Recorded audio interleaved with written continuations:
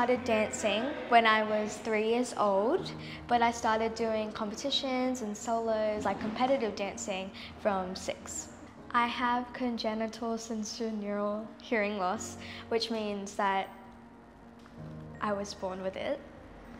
And I've had it since 3 days old. That's when the hospital found out.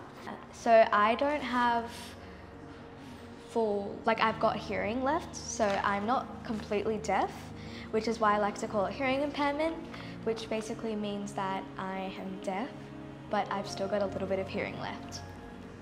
When I dance, I wear these. These are hearing aids, and this is what a lot of deaf people wear.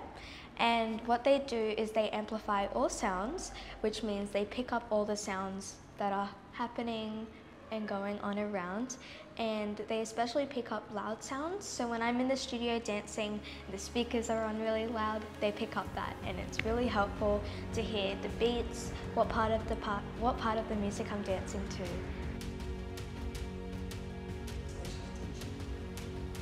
Well, when I first met Amelia, I think the way that she kind of carried and the way that she kind of delivered herself, she wasn't so much drawing attention to the fact that she did need special attention. I always found her to be very capable and very just one of the group.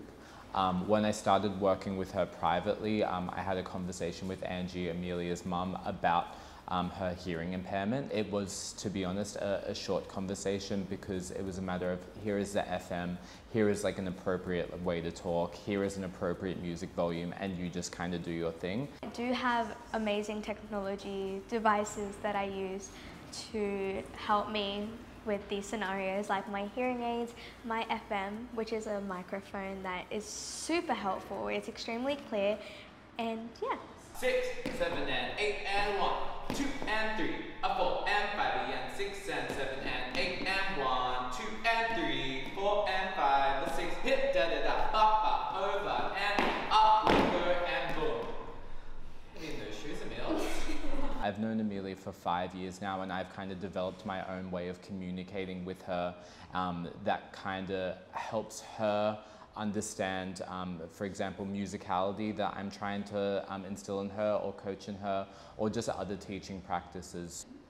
From what I've seen working with Amelia in a class situation, I felt like she's been truly accepted by everyone, and she is just one of the group. As I mentioned before, I don't necessarily thought that Amelia brought any kind of special attention on herself, that she wanted to just be one with everyone, and she was more than capable to do that with her dance expertise and her drive and yeah, her persistence.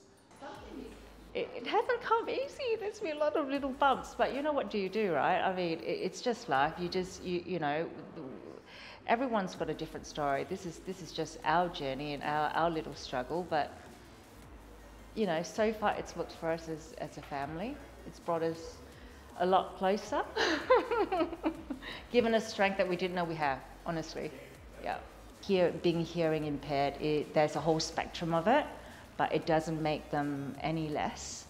And that just go out there and live your fullest life.